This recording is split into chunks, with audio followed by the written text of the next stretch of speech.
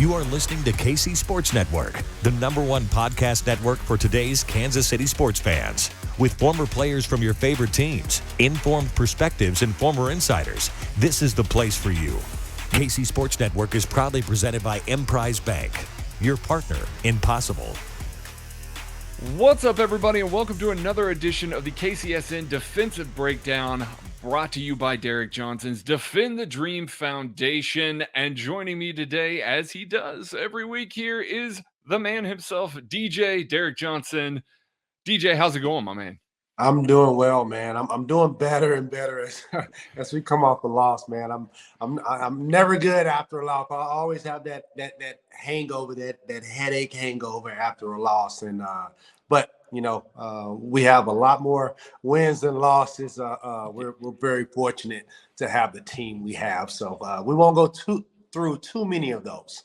Yeah.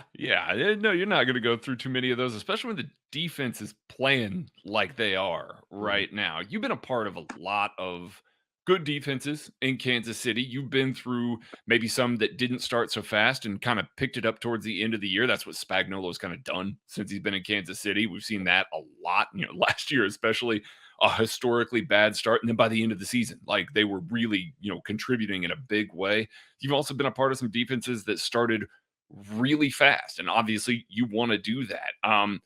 How much hope does it give you for a young defense that's starting so fast and playing so well and doing operating at such a high level, coming from the perspective that you have, seeing both sides of that? How much hope does that give you that they're going to grow into the role even more and be an even better defense than they are right now? You know what? Throughout the year, teams usually get better, and especially teams that are really good, like the Chiefs. And for our defense, our young defense, we got so many new faces on defense, and for us to start well, even though we got a lot, we took an L on Sunday. I really believe that defensively we're making strides in the right direction. I'm telling you, a lot of guys are stepping up. They're making names for themselves because, remember these names that are making plays now, because we will be in the playoffs. We will be. I'm speaking into in existence. We will be in, towards that last game of the year, and we need these players to come to life and create that culture that, we're not just an offensive team. We play defense too, and on Sunday we made some mistakes here and there, but I'll tell you what, all in all, defensively had a better week than offense. So yeah, and that's fun to be able to say when you've got Patrick Mahomes as your quarterback and Andy Reid on that side of the ball. When your defense is performing that consistently, that's a good thing, because they're going to get it figured out. Like, you got no question they're going to get it figured out. So starting on defense. Yeah, absolutely. That's what they do, and they get paid a lot of money to be on par most of the time, and they will. I have no worry about that. But defensively, I'm very enthusiastic. I'm very optimistic on where we're going, and Spags right now has some young guys flying around, so love it. Yeah. All right, let's dive into the film. It was hard to choose plays because there were so many. Like, DJ, you and I could have watched this entire film, the entire thing, and had positive things to say the entire time. But we'll dive into some of these. Let's start with a play along the line, along the goal line here. This is the first play immediately after the fumble. The special teams fumble sets the Colts up in really good position. These are times where you see maybe defenses, maybe not this early in the game, but you see defenses sometimes kind of, oh man, getting back on the field, getting back in that mentality. First play here, just a great job, team run defense here. We're going to go to the end zone view here, and you're going to get to see all of this, DJ.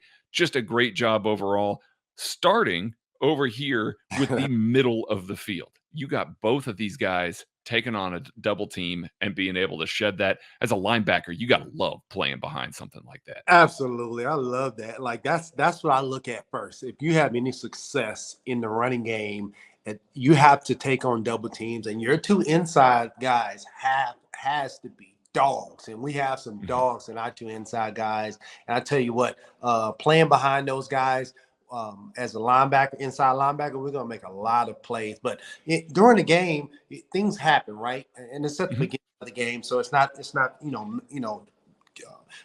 do or die time. But at times things happen, and you cannot blink, especially when you're on defense. When certain things happen, it's like, hey, it's time to go play ball. I don't care if we're in the middle of the field, on their side of the 20, if we're on the goal line or whatever, we have to play ball. And this is a prime example of saying, all right, guys, here we go. We're back on the field. Because I think they just stopped them 3 and out or whatever. Oh, yeah, absolutely. Yep. And then they punted them. So, we're not scared. This is not, oh, here we go again. This is like, hey guys, we get to play defense again. Let's go handle. So I love that they build a wall up front.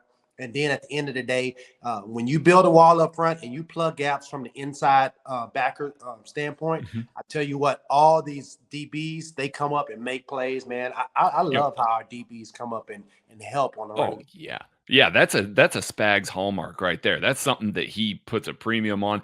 Did want to highlight 94, Malik Herring here. The first game that he's been active. He was on IR all of last year, comes up active, got to play 4 snaps here, does a good job holding the edge here, peeking into the backfield, and really doing a good job helping set the edge with Rashad Fenton here. Absolutely. He has a hard job right here. His job is to get in the C gap, but if you can't get in there, you put your guy in the C gap. This is really, really good technique by this young guy right here. Malik, right? Absolutely. Yeah, Malik Herring out of Georgia. Yeah. He's well coached by Kirby Smart over there. Yeah, and then of course you got Rashad Fenton, you got Nick Bolton filling this gap really well. It like you said, it's good when DBs are willing to come up and hit in the way that they are. Just a great job overall. This is just a fantastic, team run defense stop on this play. Absolutely. Yeah. All right.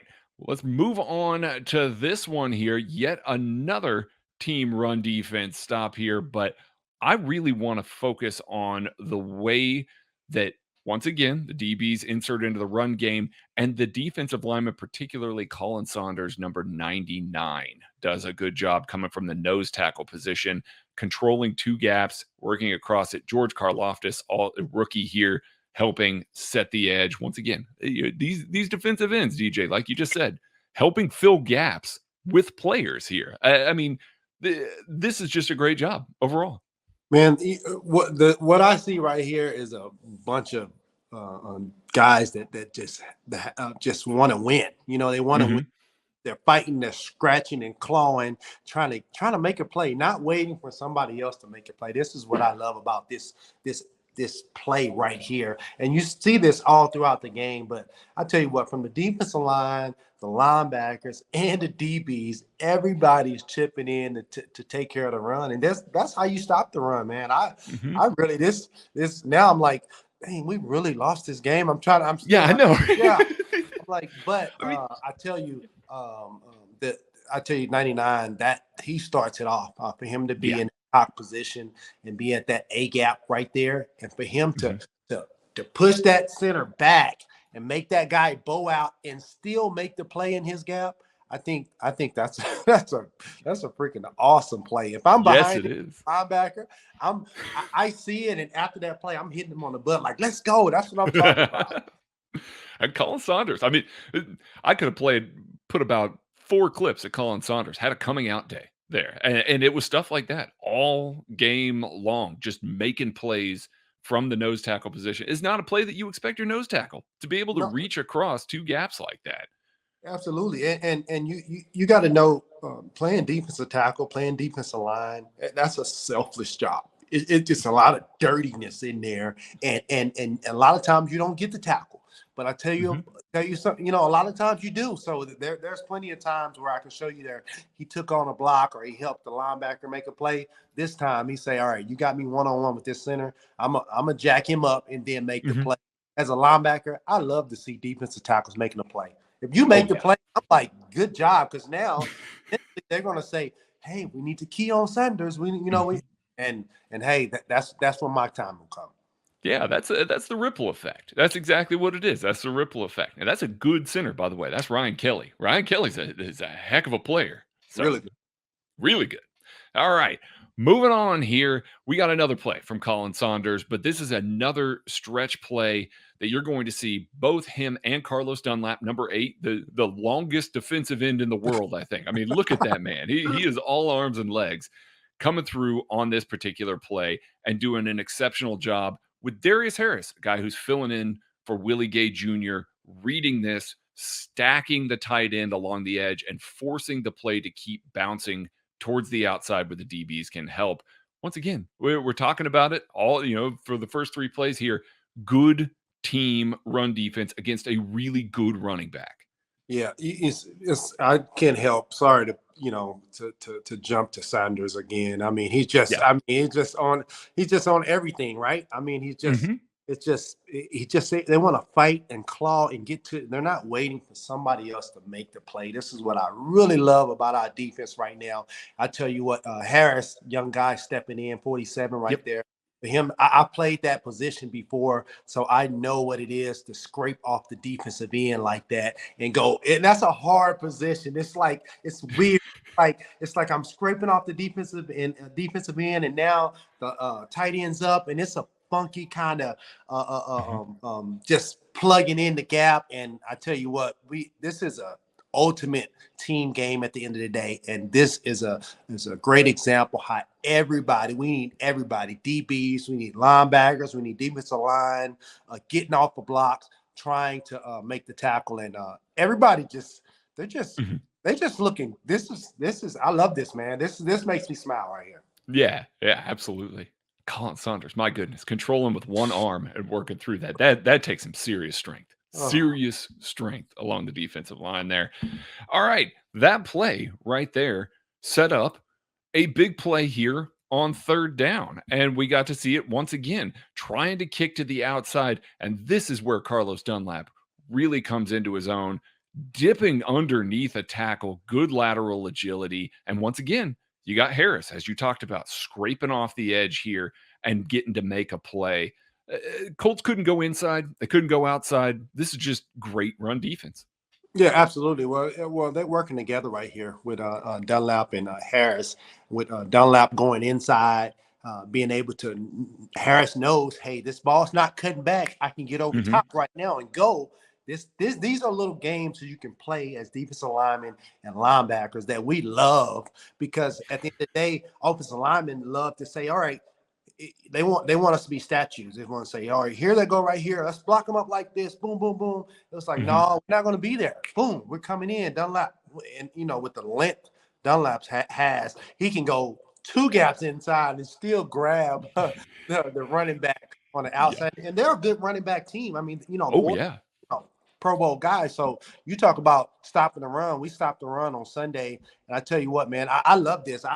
I even would give Harris a little more coaching point. If you know Dunlap is going to go in, hopefully he does know this. But if he Dunlap may have just did a better move, because I know Chris Jones does it all the time. But if he knows Dunlap's doing that, he can get on the move a little bit faster and get over top. And that guy won't even. I mean, the lineman won't even touch him on this play. But I love it, man. This is great ball.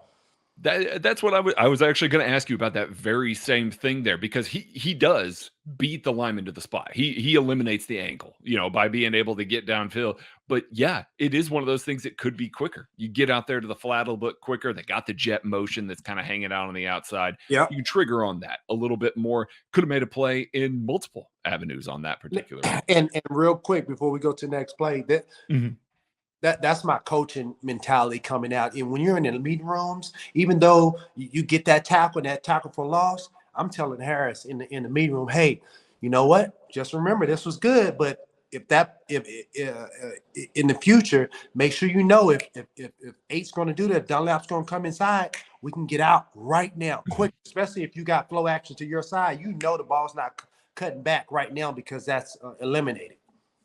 Gotcha. It makes perfect sense. Perfect sense. Great play. Still coaching points. Yes, absolutely. All right. I wanted to highlight this because this is the Chiefs lived in the backfield in the passing game as well. This defensive line has been really good. They've been really good blitzing. We saw a lot of stuff. So the first play that we're going to show here actually happened on a penalty, but you can kind of see how wide the well, they're not 3 techniques anymore. Now they're closer to 4 eyes or 5 techniques, kicking all the way out there. And you got some wide 9. And you've got Nick Bolton walked up a little bit in the A gap here. And you can kind of see Ryan Kelly check him on this play, make sure he's not blitzing, then shifts over to try and help Chris Jones. And that was good pressure. Now, all of a sudden, let's look at one that happened a little bit later. So once again, you've got these wide splits. You got a wide 9. You got Nick Bolton here. And Ryan Kelly, now expecting him to drop out, does not pick up Nick Bolton. This is a great sack on that, predicated by a play before, because they were able to show that look a couple of times, and the offensive line got a little bit fooled. Yeah, playing this game for 14 years, there's always little, that's why you need to know your job like the back of your hand. There's so many times where we have a cover 2 on, a cover 3, a cover 4, or just a regular play. I will walk up at times like that just to see, just to get in the count, whatever, boom, boom, and then come out, at the last minute. And coaches, they don't have nothing to do with it. They don't have anything to do with it, but it gets them thinking like, man, it could come, could not, what's going on? Like, is he bluffing? And then you walk up and they're like, all right, he's been doing that, guys, whatever. Like, just let him go. And then you go and it's like, oh my goodness. Like, that's football. That's the mental part of the game, or what I love being on defense. That's the things that we have in our toolbox that and you got to know protection. That Spags does a great job with bringing Nick up, saying, hey, that center, he's on you, he's going to be keying you, and regardless of what you do, he's going to key you. So up at times, go walk up in there, and this time he's like, okay, you're not going to bluff me, you can't trick me. And then it's like, oh snap, he actually blitzed. So it's and if you can trick him one time, it makes all the difference throughout the game. I don't care. One time.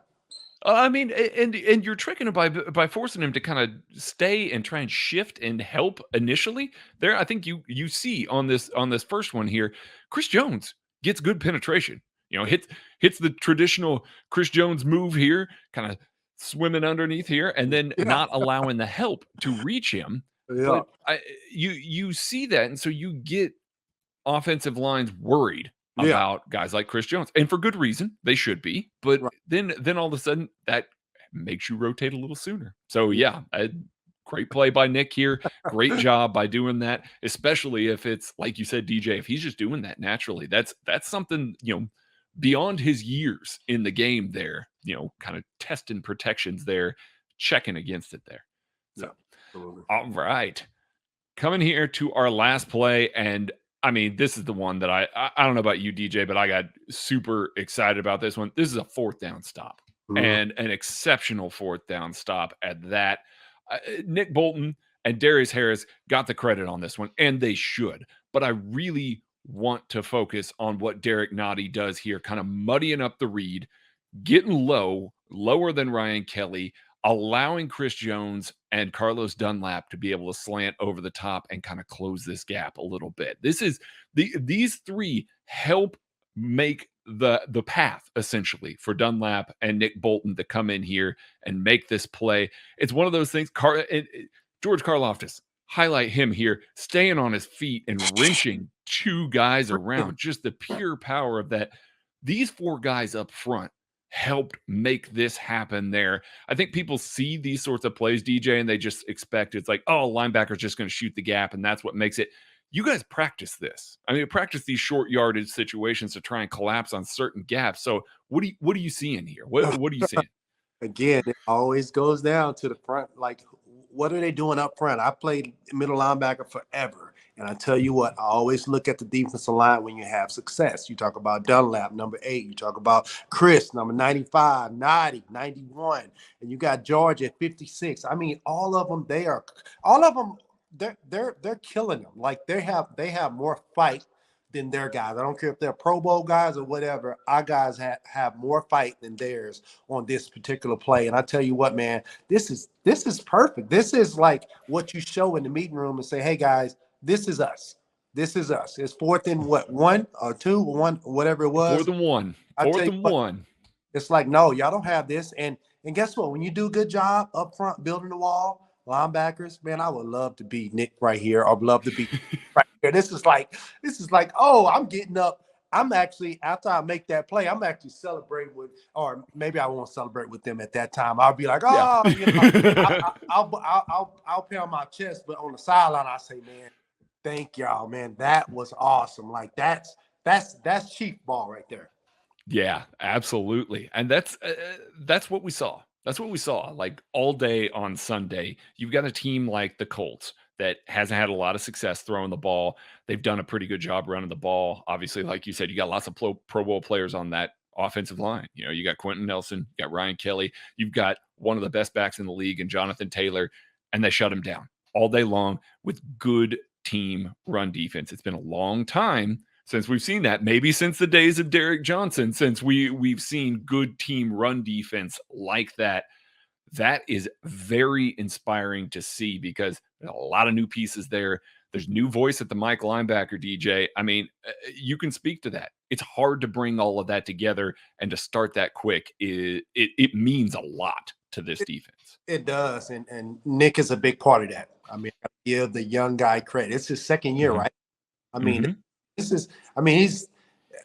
when I look at Nick, I feel like he's a 4 or 5 year guy. That's how mentally he is into the game. And I tell you what, man, I can't wait till I'll be up probably in the next couple more games. I'll be up there. I'll definitely get a chance to holler at him. But I tell you what, man, in order to play really good defense, the Chiefs are having everybody on board. You talk about the defensive line kicking butt, kicking tail. They're the most, I guess, most energetic. I'm more energetic about them because it's just if that doesn't go well, nothing really goes well at the end of the day. And then the linebackers are flowing off of the defensive line, and then the DBs, because a lot of times DBs don't get blocked. I mean, there are a bunch of times where you block up everybody, and you're like, okay, leave the DB alone. Want to stay back and be passive? No, they're coming up right now. We're just like linebackers too, and they're getting it done, man. I am really optimistic about our defense. Yeah, me too, man. Me too. Big test coming up against Tampa Bay and the Buccaneers this weekend. Tom Brady, that's potentially good offense too. So we'll see. Defense shows up again. There'll be a lot to get excited about. If you are here, make sure you click the link down below. Donate to DJ's Defend the Dream Foundation. He loves it. I love it. Please do that for us. While you're down there, hit the like button, hit the share button, hit the subscribe button. We're going to be doing this every single week. DJ, my friend, thank you so much for joining us. We'll talk to you all later.